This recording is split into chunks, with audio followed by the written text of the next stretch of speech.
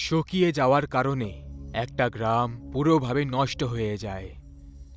ওই গ্রামে একটাও মানুষ জ্যান্ত বাঁচেনি।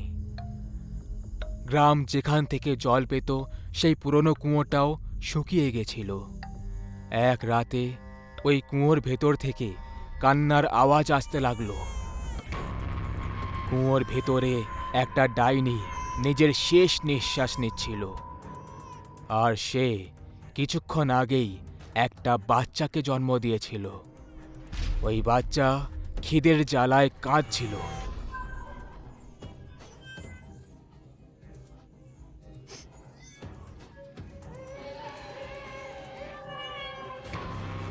এখন ডাইনি ওকে দুধ খাওয়াতে পারছিল না, কারণ খিদের জ্বালায় সে মরে যাচ্ছিল। সে নিজের বাচ্চাকে ওপরে তুলে দিল আর পুরো জোর লাগিয়ে কুয়োর বাইরে ছুঁড়ে দিল।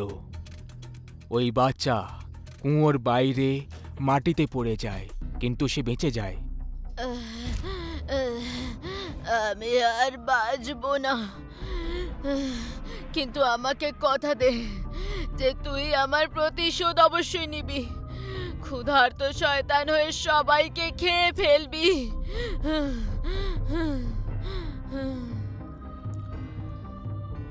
ডাইনির বলা শেষ হওয়া মাত্রই কুয়োর পাথর নড়তে লাগলো, আর বাচ্চার কান্না আরও বেড়ে গেল। কুয়োর সব পাথর এক এক করে ডাইনির ওপরে পড়তে লাগলো, আর দেখতেই দেখতে পুরো কুয়ো পাথর দিয়ে ঢাকা হয়ে যায়। ডাইনির মরে যাওয়ার পর ওই বাচ্চাটা কাঁদতে কাঁদতে ওখান থেকে উধাও হয়ে গেল, আর তারপর কখনো দেখা যায়নি। ওই গ্রাম থেকে অনেক দূরে অন্য গ্রামে একটা লোকের মৃত্যু হয়ে যায়, আর সবাই তাকে পোড়ানোর জন্য নিয়ে যাচ্ছিল। সব নিয়ম টিয়ম পুরো হয়ে গেছিল, আর এখন তাকে আগুন দিতেই যাচ্ছিল। একটা লোক তাকে আগুন দিল। আশেপাশে থেকে লোকেদের কান্নার আওয়াজ আসছিল। হঠাৎ সেই কাঁদতে থাকা বাচ্চা উড়তে উড়তে এলো আর মৃতদেহের ভেতরে ঢুকে পড়ল। এই ঘটনা এত দ্রুত হলো যে কেউ কিছুই বুঝতে পারল না যে আসলে হলোটা কি। কিন্তু কিছুক্ষণ পর সব কাঠ পড়তে লাগলো, কিন্তু মৃতদেহের ওপরে কিছুই প্রভাব পড়ছিল না। ওখানকার সব লোকেরা ভয় পেতে লাগলো। সব কাঠ জ্বলে যাওয়ার পর ওই লাশ নিজের থেকেই উঠতে লাগলো, কিন্তু তার পায়ের ওপরে ওই আগুনটা তেমনই ছিল। লাশ উঠে দাঁড়িয়ে পড়ল, আর তাকে দেখে ওখানের সব লোকেরা দৌড়ে পালিয়ে গেল। খাবার চাই। ওই মরে যাওয়া লোকটার মধ্যে ডাইনির সেই বাচ্চারা প্রবেশ করে ফেলেছিল, আর এখন সেই ক্ষুধার্ত শয়তান হয়ে নিজের মায়ের প্রতিশোধ নিতে এসেছিল। ওই শয়তান জ্বলে যাওয়া কাঠ খেয়ে ফেলল, আর এখন সে কোনো মানুষকে খাওয়ার জন্য দৌড়তে লাগলো।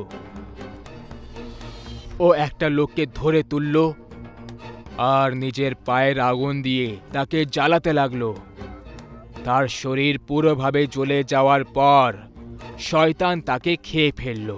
শয়তান গ্রামে এক মহাবিপদের মতো ঝাঁপিয়ে পড়ল, আর সে কাউকে ছাড়ল না। মহিলা, বাচ্চা, বুড়ো, যুবক সবাইকে পুড়িয়ে খেতে লাগলো। চারিদিক থেকে গ্রামবাসীদের চিৎকার শুনতে পাওয়া গেল। কিছুক্ষণ পর পুরো গ্রাম শান্ত হয়ে গেল, কারণ সবাইকে এই শয়তানটা খেয়ে ফেলেছিল। কিন্তু সে এখনো ক্ষুধার্ত ছিল। সে নিজের আশেপাশে দেখতে লাগলো, জোরে জোরে চিৎকার করতে লাগলো। ওর ভয়ঙ্কর আওয়াজ শুনে গাছের পেছনে লুকিয়ে থাকা একটা লোক ওখান থেকে পালাতে লাগলো, আর তখনই শয়তানের নজর ওই লোকটার ওপরে পড়ে যায়। শয়তান ওই লোকটাকে পালাতে দেখে ফেলে।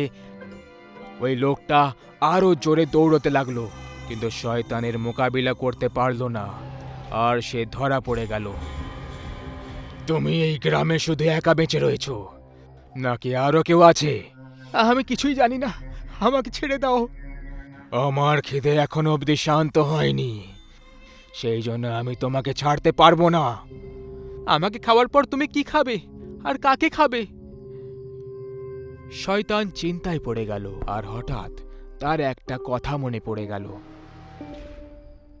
তুমি সেটার চিন্তা করো না, আমার খিদে শুধু মানুষদের খেলেই পুরো হয় না, আমি জন্তুদেরও ধরে খেতে পারি। তাহলে যাও, জন্তুদের খাও, আমাকে ছেড়ে দাও, আমি তোমার পায়ে পড়ছি। ওই লোকটা যখনই ওই শয়তানের পায়ে পড়ার জন্য নিচে ঝুঁকলো, পায়ের আগুন তাকে জ্বালাতে শুরু করে দিল আর কিছুক্ষণের মধ্যেই সে পুরোভাবে জ্বলে গেল। মূর্খ মানুষ, তাও আবার আমার আগুনে জ্বলে গেল। শয়তান ওই লোকটাকেও খেয়ে ফেলল, কিন্তু তার খিদে এখনো অবধি শান্ত হয়নি। আরো খাবার চাই। মানুষদেরকে খাওয়ার পর ওই শয়তান এবার জমির দিকে এগিয়ে গেল। সে সব জমিতে আগুন লাগিয়ে দিল, যে কারণে অনেক গাছ আর জন্তু জানোয়ার জ্বলে গেল। সে ওদের সবাইকে খেয়ে ফেলল, কিন্তু তবুও তার খিদে শান্ত হচ্ছিল না। এইভাবেই চলতে চলতে ওই শয়তান গোটা গ্রামকে খেয়ে ফেলল। মাটি পুরোভাবে জ্বলে গেছিল। আর তখনই একটা গাড়ি এসে ওই শয়তানের কাছে এসে থেমে যায়। সেটা থেকে একটা ছেলে নামলো আর ভয়ের চোখে ওই শয়তানকে দেখতে লাগলো। কাকা, এটা তোমার কি হয়ে গেছে? আমাকে তো তোমার মরার খবর দেওয়া হয়েছিল, কিন্তু তুমি তো। আরো খাবার। শয়তানের আওয়াজ শুনে ছেলেটা খুব ভয় পেয়ে যায় আর পেছনে যেতে লাগলো। তোমার আওয়াজ তো এরকম ছিল না, আর তোমার পা জ্বলে যাচ্ছে। আমার কাছে এসো। ছেলেটা পালাতে লাগলো আর ওই শয়তানটা তাকে ধরে ফেললো আর আগুনে জ্বালাতে লাগলো। ছেলেটার চিৎকারের আওয়াজ দূর দূর অবধি পৌঁছে গেছিল। শয়তান তাকে খেয়ে ফেলল। ছেলেটাকে খাওয়ার পর তার নজর ওর গাড়িটায় পড়ল। সে গাড়ির ওপরে ঝাঁপ দিল আর গাড়িটাকে জ্বালাতে লাগলো। যখনই গাড়িতে আগুন ধরল, কিছুক্ষণের মধ্যে গাড়ি ফেটে গেল। গাড়ির সাথে সাথে শয়তানের শরীরেরও টুকরো টুকরো হয়ে গেল আর ওই বাচ্চা ওই শরীর থেকে বাইরে বেরিয়ে গেল। বাচ্চা খিদের জ্বালায় জোরে জোরে কাঁদছিল আর ওর আওয়াজ ওই জনশূন্য জায়গায় গর্জন করছিল। রুদ্র একটা 25 বছরের ছেলে, যে মুম্বাইতে গ্রাম থেকে পড়ার জন্য এসেছিল। এখন একটা ভালো চাকরি করে আর ওর মা বাবাকে প্রত্যেক মাসে টাকা পাঠায়। এক রাতে রুদ্র নিজের জব থেকে বেরিয়ে বাইকে চেপে ঘরে যাচ্ছিল আর মাঝখানে একটা বিড়াল চলে এলো রাস্তার ওপরে। রুদ্র ওই বিড়ালটাকে দেখে অবাক হয়ে গেল আর ও বাইকটাকে সামলাতে পারলো না আর বাইক স্কিড হয়ে গেল। রুদ্রের বাইকে একটু দাগ পড়ে গেল, কিন্তু ও দেখলো যে ওর হাতের ঘড়িটাও ভেঙে গেছে। রুদ্র ঘড়ি পরতে খুব পছন্দ করত আর ও ওই ঘড়িটা খুব কষ্ট করে নিজের প্রথম স্যালারি দিয়ে কিনে এনেছিল। সেই জন্য ওই ঘড়িটার দাম রুদ্রের জন্য অনেক ছিল। ওই ভাঙা ঘড়িটার দিকে দেখে রুদ্র হতাশ হয়ে গেল। আরে ইয়ার, প্রথমবার কিছু আমি নিজের টাকায় কিনেছিলাম, ওই বিড়ালটাকেও এখনই মাঝখানে আসার ছিল। বাইকে যেতে যেতে রুদ্র অন্ধের নগর বাস স্টপে একটা বুড়ি মহিলাকে ঘড়ি নিয়ে বসে থাকতে দেখল। তার কাছে অদ্ভুত রকমের ঘড়ি রাখা ছিল। রুদ্র নিজের বাইকটা থামিয়ে দেয় আর ঘড়ি ঠিক করার জন্য ওই বুড়ি মহিলার কাছে চলে যায়। আন্টিজি, আমার এই ঘড়িটা ঠিক করে দিতে পারবে প্লিজ? আরে আমি শুধু ঘড়ি বিক্রি করি, ঘড়ি তৈরি করি না। আরে ইয়ার, ঠিক আছে, আমি এই ঘড়িটা পকেটে রেখে দিচ্ছি এখনের জন্য। ও আন্টি, আমার একটা ঘড়ি চাই। আচ্ছা, কোনটা চাই তোমার? রুদ্র ওইসব ঘড়িগুলোর দিকে দেখল। কিছু আকারে ছোট ছিল আর কিছু বড় ছিল। রুদ্র অনেক ভেবে একটা ঘড়ি দেখল। ওই ঘড়িটা রুদ্রের খুব পছন্দ হয়ে গেল। হ্যাঁ, এই ঘড়িটা দিয়ে দাও, আমার এটা খুব ভালো লেগেছে। কত টাকা হলো আন্টি এটার? রুদ্র সামনে দেখলো, তখন কেউই ছিল না, যেন ওখানে ওর আগেও কেউ ছিল না। না ওই মহিলার যাওয়ার আওয়াজ এলো, আর না ওই মহিলাটা টাকা নিল। আরে টাকা তো নিয়ে যেতে আন্টি, এ কেমন মানুষ! বেচারি একটা দুটো এখানে ঘড়ি বিক্রি করছিল, আর আমি তাকে টাকাও দিলাম না। রুদ্র নিজের গাড়িতে বসতে লাগলো। তখনই ও দূর থেকে একটা আওয়াজ শুনতে পেল। হ্যাঁ, আমার টাকা চাইও না। এই আওয়াজটা কোত্থেকে এলো? আন্টি কোথায় আছো তুমি? রুদ্র কাউকে দেখতে পেল না। আর এবার রুদ্র ঘড়িটা পরে নিল, আর ও বাইক স্টার্ট করে বেরিয়ে পড়ল ঘরে যাওয়ার জন্য। রাস্তায় রুদ্রের পেছন থেকে একটা গাড়ি আসছিল। গাড়ির হর্ন শোনা মাত্রই রুদ্র পেছনের গাড়িটাকে যাওয়ার জন্য জায়গা ছেড়ে দিল। আর তখনই আয়নায় নিজেকে দেখল। তখন ও দেখল যে ওর চেহারা যেন অনেকটা বদলে গেছে, যেমন বয়স বেড়ে গেছে হঠাৎ করে। আরে এটা কি করে হয়ে গেল? হয়তো আয়না খারাপ হয়ে গেছে, এক্ষুনি মুছে দিচ্ছি। রুদ্র বাইক চালাতে চালাতে হাঁপাতে শুরু করলো। মাঝখানে ও একটা ছেলেকে দেখতে পেল, যে ওর কাছে লিফট চাইছিল। ওই ছেলেটার নাম রনিত ছিল। লিফট আঙ্কেল, লিফট পাওয়া যাবে প্লিজ? আমাকে দেখে আঙ্কেল মনে হচ্ছে, কোথায় যাবে বলো? আমি ব্যাস সামনের গ্রামে নেমে পড়ব, আমি ঘরে যেতে চাই। রুদ্র কিছুক্ষণ পরে পেছনে ঘুরে দেখল, তখন রনিতকেও বুড়ো দেখতে পেল। দেখো তুমিও বুড়ো হয়ে যাচ্ছ। আরে হ্যাঁ, এবার কি করি আমি? যখন থেকে আমি ঘড়ি নিয়েছি আমি বুঝতে পারছি না কি হচ্ছে এইসব। রুদ্রের চোখ রনিতের ঘড়ির দিকে পড়ে গেল। তুমি যে ঘড়িটা পরেছো ওটা এক্ষুনি কিনেছিলে? হ্যাঁ, একটা আন্টি এসেছিল অনেকগুলো ঘড়ি নিয়ে, তার থেকে আমি নিয়ে নিয়েছি, কিন্তু টাকা দেওয়ার আগেই সে উধাও হয়ে গেল। রুদ্রের মনে পড়ল যে সেও টাকা দেয়নি ওই বুড়ি মহিলাটাকে। তার মানে এটা সেই মহিলাটাই। রুদ্রের গাড়ি বন্ধ হয়ে গেল। তোমার টাকার থেকেও দামি আমার কাছে তোমার প্রাণটা। তুমি যে ঘড়িটা পরে আছো ওটা দিয়ে তোমার যৌবন অবস্থা বৃদ্ধা অবস্থায় পরিণত হবে, আর এটা দিয়ে আমায় এখন যুবতী দেখাবে।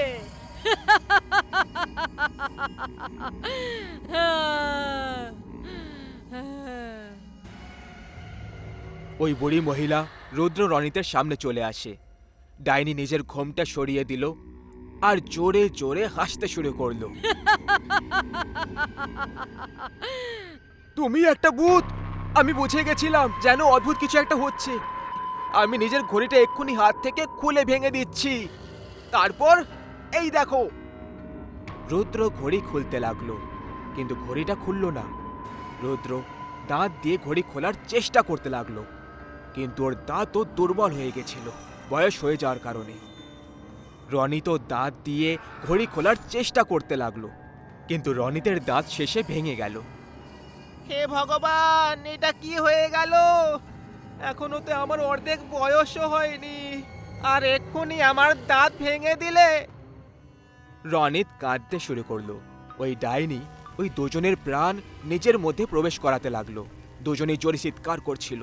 তখনই ওখানে একজন তান্ত্রিক চলে আসে, আর সে নিজের ঝুলি থেকে কিছু ছাই উড়িয়ে ওই ডাইনির ওপর ছুঁড়ে দেয়। এই ডাইনি, এরকম অজানা লোকেদেরকে ধরে ওদের প্রাণ নেওয়াটা তোকে খুব বড় পাপী করে দেবে। তুই একটা ঘোর পাপী। এ তুই কি করছিস তান্ত্রিক? তোকে এর ফল ভুগতে হবে।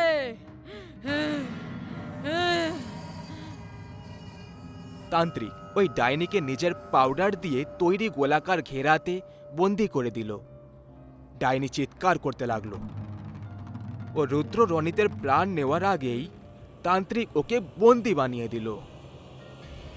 ধন্যবাদ সাধু বাবা। হ্যাঁ, ধন্যবাদ সাধু বাবা। এই ডাইনি কোনো সাধারণ ডাইনি নয়। মানে ওই গ্রামের সব থেকে মহান ঘড়ি তৈরি করত তার স্ত্রী ছিল, যে 100 বছর আগে এখানে বসবাস করত। রানী তার স্বামী অমিতের সঙ্গে সুখে জীবন কাটাচ্ছিল, কিন্তু একদিন ওর স্বামী এমন একটা কল্পনা করলো যে সে তার ঘড়ি বানানোর কাজে নিজের পুরো জীবন সমর্পিত করে দিল। অমিত এমন একটা ঘড়ি তৈরি করতে চেয়েছিল যেটা বুড়ো লোকেদেরকে যুবক করে দেবে আর যুবকদেরকে বুড়ো। একদিন অমিত তার বাড়ির বাইরে একটা লোককে দেখেছিল। ওই লোকটা আত্মহত্যা করতে যাচ্ছিল। অমিতের ঘরের বাইরে গাড়ি এলো খুব জোরে, আর ওই লোকটার উপর দিয়ে চালাতেই যাচ্ছিল। তখন অমিত চিল্লিয়ে উঠল, আরে ভাই, যদি তুমি আত্মহত্যা করতে চাও তাহলে ঘরে গিয়ে গলায় দড়ি দিয়ে দাও, বেঁচে থাকতে ভালো লাগছে না নাকি? আরে বাবু, আপনাকে আর কি বলি, বেতন ঠিক সময় তো পাই না, আর কাজ করতে যেতে হয়। এখন আমার বিয়ে ঠিক হয়েছে, আমি কি করে সুখে রাখবো আমার স্ত্রীকে? আমার অবস্থা এরকম, মা আর বাবাও মারা গেছে কয়েক বছর আগেই। আমি কি করে বেঁচে থাকবো? তোমার কি বুড়ো হয়ে মরাটা ভালো লাগবে? হ্যাঁ, অবশ্যই। ঠিক আছে, এই ঘড়িটা পড়ো আর কিছুক্ষণের জন্য ঘুমিয়ে পড়ো। ওই লোকটা ঘুমিয়ে পড়ল আর উঠে দেখলো যে সে বুড়ো বয়সে পৌঁছে গেছে। তুমি এটা কি করলে? আমি নিজেকে এভাবে দেখতে চাই না। তুমি তো বলেছিলে তুমি এভাবেই থাকতে চাও। আমি এখন আত্মহত্যা করতে চাই, এইভাবে বেঁচে থাকতে চাই না আমি। আর তোমার স্ত্রী আর তুমিও কখনো সুখে থাকতে পারবে না। ওই লোকটার অভিশাপ অমিত আর তার স্ত্রী রানীর ওপর লেগে গেল, আর ওরা দুজন কখনো সাথে থাকতে পারতো না। এমন লাগছিল যেন ওরা একে অপরের থেকে অনেক দূরে চলে গেছিল। আর আজকে সেই দিন যখন এই ঘটনাটা ঘটেছিল। এখন আমরা কি করতে পারি তান্ত্রিক বাবা? তোমরা তোমাদের যৌবন ফিরে পেতে পারো যদি তোমরা এই ঘড়িটা হাত থেকে খুলে দাও। যদি এটা করতে তোমাদের হাত কাটতে হয় তাহলে কেটে দাও, আর কোনো উপায় নেই তোমাদের কাছে। তাড়াতাড়ি করো, যদি তোমরা আরো বুড়ো হয়ে যাও তাহলে মরেও যেতে পারো। রুদ্র আর রনিত এটা শুনে আরো ভয় পেয়ে যায়। রুদ্র নিজের হাত কাটার জন্য রনিতকে বলে দিল। রনিত রুদ্রের হাত কেটে দিল, আর যখনই হাতটা কেটে দিল ওই ঘড়িটা হাত থেকে খুলে গেল। রনিত রুদ্রকে নিজের হাত কেটে দিতে বলল। রনিত নিজের একটা হাত দিয়ে রুদ্রের হাত কেটে দিল, আর ওর ও ঘড়িটা হাত থেকে খুলে গেল। দুজনের শরীর থেকে রক্ত ঝরতে লাগলো, কিন্তু তান্ত্রিক ওই দুজনের হাতে একটা কাপড় বেঁধে দিল, যে কারণে রক্ত বেরোনো বন্ধ হয়ে গেল। দুজনের প্রাণ বাঁচানোর জন্য তাকে এইসব করতে হলো। তান্ত্রিক ওই ঘড়িগুলো নিয়ে পুড়িয়ে দিল, আর যখনই ঘড়িগুলো পুড়তে লাগলো ডাইনির শরীরেও আগুন লেগে যেতে লাগলো, কারণ ডাইনির আত্মাটাও এবার শেষে মুক্তি পেয়ে গেল। আমি তোমায় তোমার হাত আবার ফিরিয়ে দিচ্ছি। ধন্যবাদ আমায় মুক্তি দেওয়ার জন্য। ধন্যবাদ। ডাইনি হাওয়ায় উধাও হয়ে গেল। অনেক বছর আগের কথা, একটি গ্রামে একটা নদী ছিল। সেই নদীর পাড়ে মঞ্জিনাথ নামের একজন মানুষ তার স্ত্রী সুলুর সঙ্গে থাকত। তারা খুব গরিব ছিল, সেজন্য দুজনেই অন্যের খেতে গিয়ে কাজ করে অর্থ উপার্জন করত।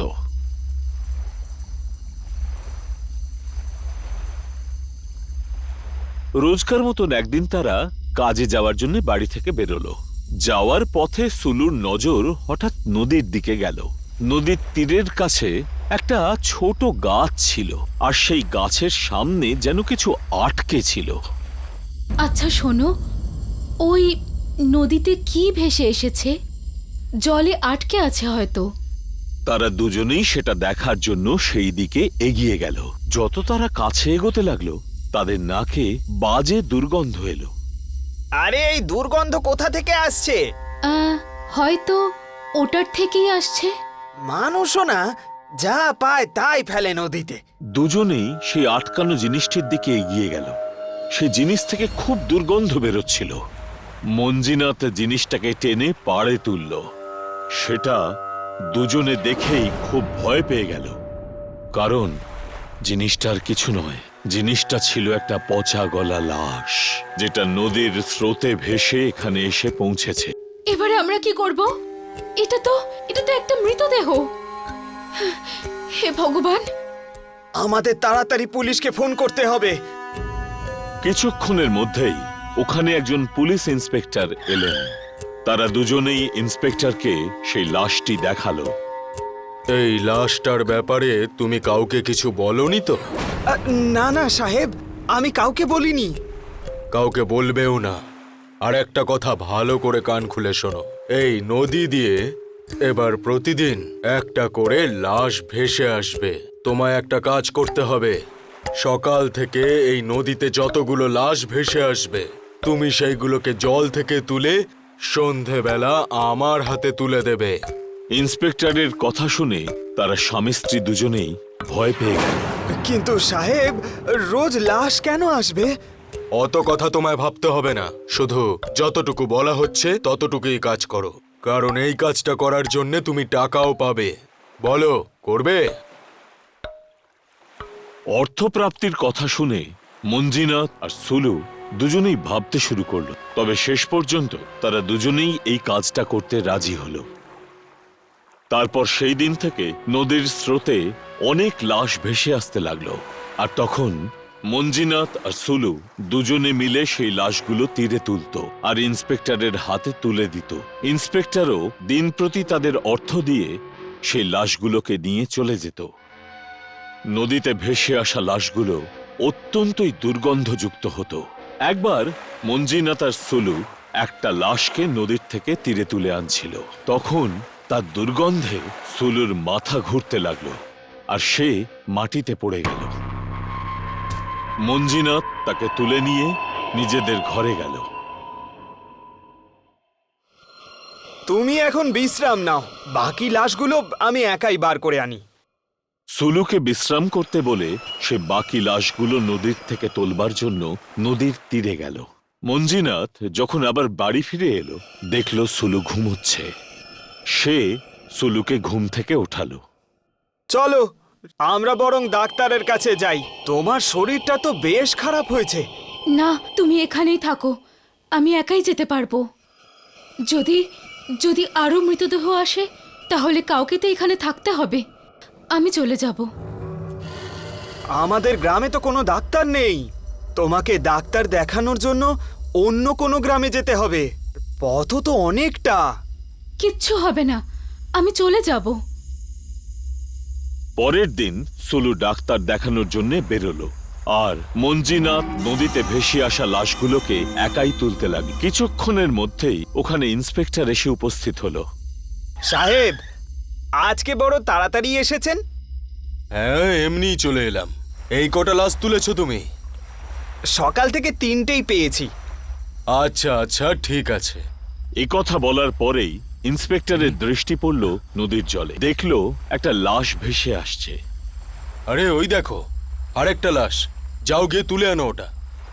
মঞ্জিনাথ নদীতে নামলো আর ওই লাশটিকে টানতে টানতে তীরে তুলল। টেনে নিয়ে এসে লাশটিকে পুলিশ ইন্সপেক্টরের সামনে রাখলো। সে লাশ থেকে খুব দুর্গন্ধ বেরোচ্ছিল।